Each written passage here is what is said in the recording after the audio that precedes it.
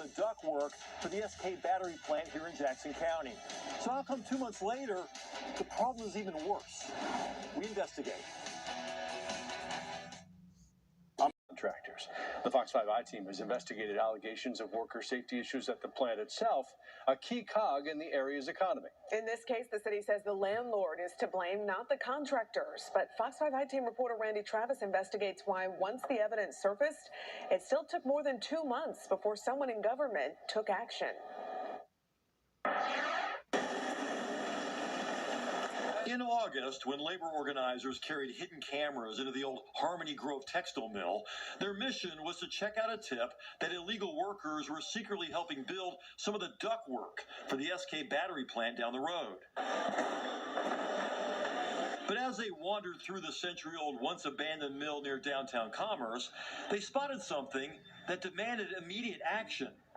A mountain of cardboard boxes, from the 18-foot ceiling all the way down to the mill's heart pine wood floors. Did you expect to see this much? No, I did not. I was in shock. You're going to see some heads pop right there. Cardboard burns hot and can throw off toxic fumes. This video from Underwriters Laboratories shows how fast it can catch fire. It's a death trap.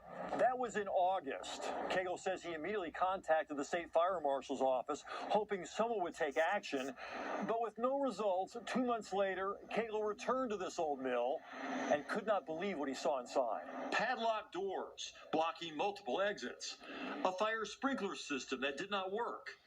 Then Cagle took another look at that pile of cardboard. It looks more to me. I see no change. We saw enough to know, this ain't right. It's very troubling because it's a fire hazard, and the mill itself is heavy timber construction, so the whole thing is wood. If those cardboard boxes were to start on fire, then it'd get into the rest of the building, and we'd have a very large fire. Fire Chief Kevin Dean works part-time for the all-volunteer department, while also holding a full-time job with Hawk. The suspect was taken to a local hospital with a serious injury, but is expected to survive. The GBI will be investigating what led up to tonight's shooting. A Central Gwinnett at a bus stop, and another student, a teenager, now is under arrest. Brittany Kleinpeter spoke to the victim's mom, who says she is still in a state of shock right now. The two men police say broke inside her home and ultimately shot her, still on the run.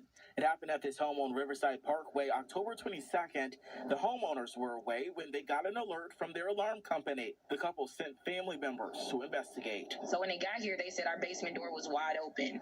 So she said it was so dark and spooky. By this time, me and my husband, we're hauling butt all the way back to Decatur from Macon to get back here. The men were still inside. Because see, the door has a burglar bar on it, so they were like completely trapped in our house for over 45 minutes to an hour. Start kicking, and boom, the gates just kick open on the front door.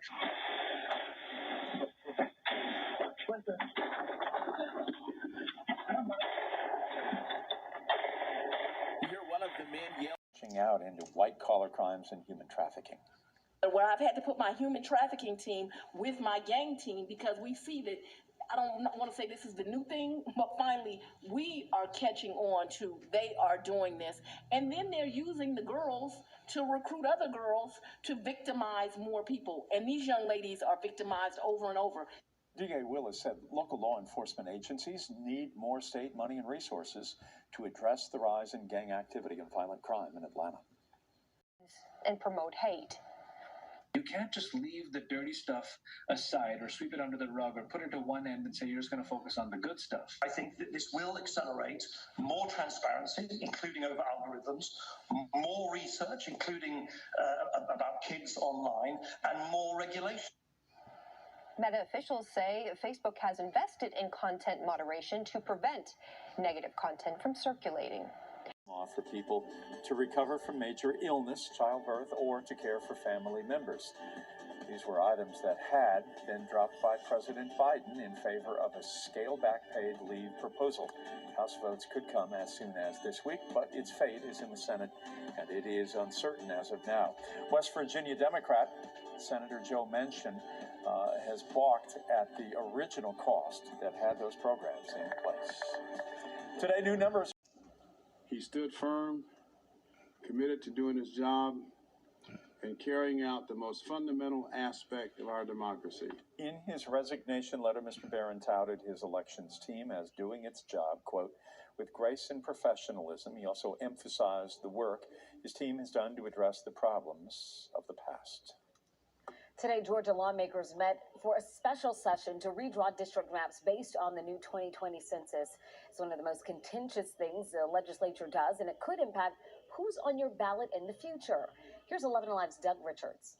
Right on there. Democrat Elena Parent is eyeballing a map released Tuesday night that would redefine the districts of Georgia's 56 state senate. To one of the key players in tonight's World Series win, Freddie Freeman. A guy who hit his 5th home run in the postseason was balling here tonight. Cody Tavis had a chance to check in with our man Freddie Freeman. Freddie, when you look at the adversity that you guys went through, to be able to do this, and even in this series, it just never stopped. No, I've said it. We seem to hit every pothole, every bump possible on a road, and we were able to overcome every single one of those. Absolutely incredible what this team was able to accomplish this year. I keep looking around and seeing 2021.